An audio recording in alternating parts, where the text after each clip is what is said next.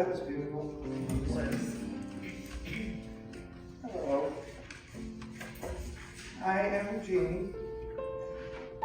Baby. Thank you all for coming. I've heard it said that every child in every family is raised by different parents. Each child has their own perspective as the family dynamics change with the growth and evolving maturity of the entire family.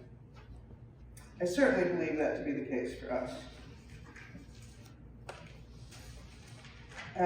We have, all four of us, been raised by parents who did their best to raise us as individuals. We each have our own memories, perceptions, and relationships with our parents. All are valid. I cannot speak to perceptions of my siblings, but I would like to share a few things about my father's impact on my life. As I said, I'm the youngest, the baby, the spoiled one. I did challenge my parents in ways quite different from my siblings, but I never had a reason to doubt the love and devotion that I felt from my father, either of my parents. I cherish the memories I have of both of them. Excuse me. But this is about my dad, my puppy, and the things he taught me, and what he means to me.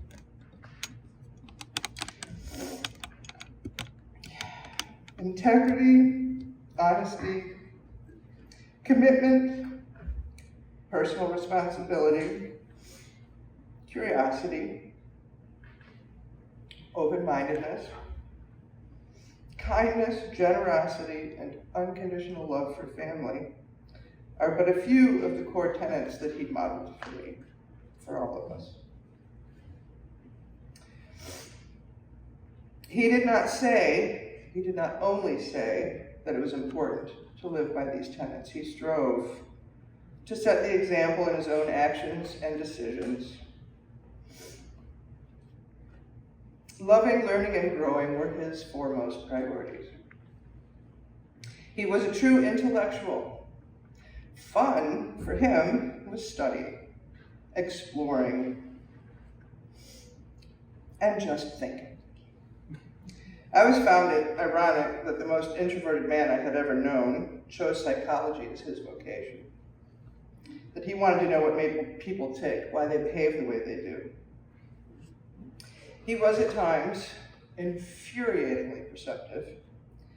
He could get a real sense of people by observing them, noticing how they held themselves, how they dressed, and by listening to them speak. He could size them up very quickly.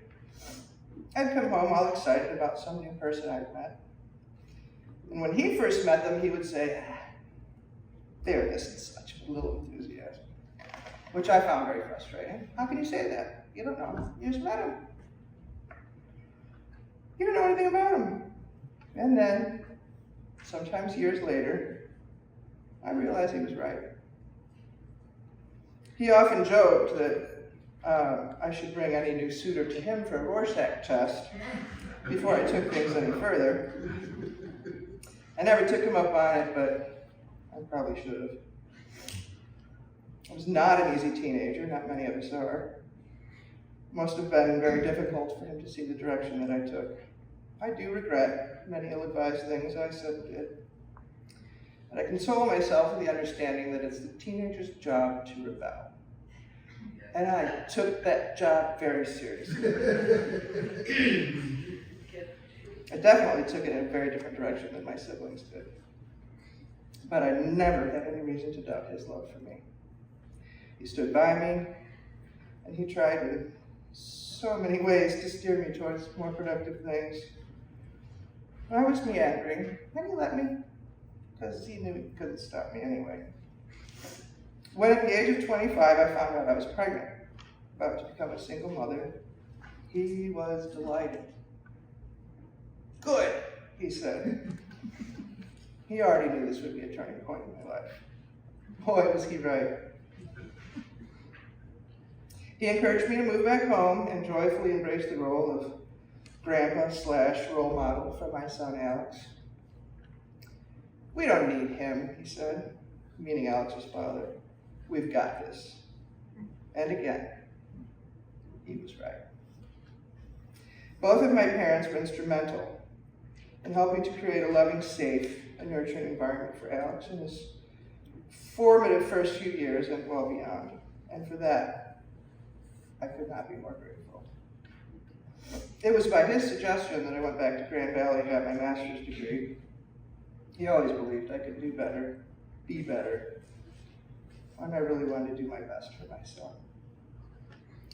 When I was at my lowest, doubting my worth, he was the one who could encourage me and lift my spirits and convince me to plow ahead. He would assure me by saying, "Jeanne, you're not stupid. But like all of us, you sometimes do dumb things." And I gave him many opportunities to use that phrase. As supportive as he was, he did not hesitate to call me out when I was being foolish. In his opinion, taking personal responsibility and an honest look in the proverbial mirror was central to personal growth. One of my favorite jokes with him was, "How many psychologists does it take to change a light bulb?" "Only one, but the light bulb has to really want to change." If I had $1 for every time I heard him say, "People can only change when they want to change," I would be far better off from my retirement. He fostered curiosity about the world we live in and our place in it. He taught me to look at the world and religion and spirituality universally, to step outside our cultural bubble, and try to understand other cultures and perspectives, to steer away from us and them. My truth is the only truth. And to look beyond circumstance and see what lies within. He never pushed any one religion on us. He just encouraged us to explore and think and listen to our hearts and decide for ourselves. When I was exploring the Krishna consciousness movement, he was quietly amused. "Aren't you afraid she's joining a cult?" they would ask him. He said, "No, you don't know my daughter. As soon as some guru tells her she can't do this or that, she'll tell him to stuff it." And again, he was right. He did like to say that at least I learned how to cook.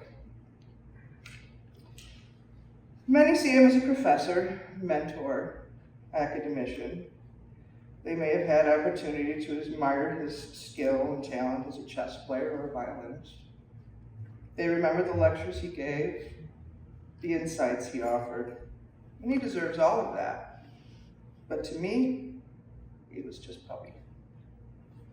He set a powerful example of living truthfully, with integrity, dignity, and a heart full of love.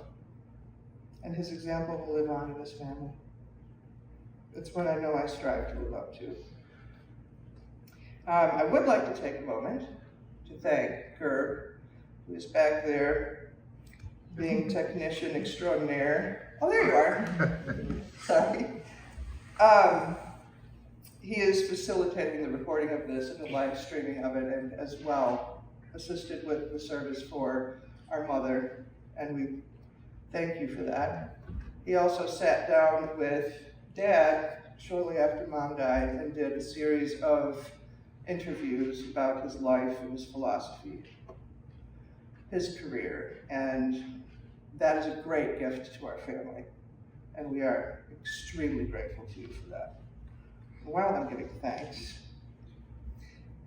my sister thanked all the hospice people that helped and the caretakers, but she took him into her home and cared for him with such love and devotion and compassion for the last year and a half, almost 2 years of his life, and that was also an amazing gift to the family, and we love you dearly for it. Also, Rose, come on. Look at these flowers she did, right? Nice job. As a final thought, as seen on the program, one of my father's favorite quotes was from Carl Jung. The sole purpose of human existence is to kindle a light in the mere darkness of being. And he's certainly kindled a light in this one. I love you, puppy. I'll never forget you. And I hope to make you proud. And you're not the only one that has the microphone.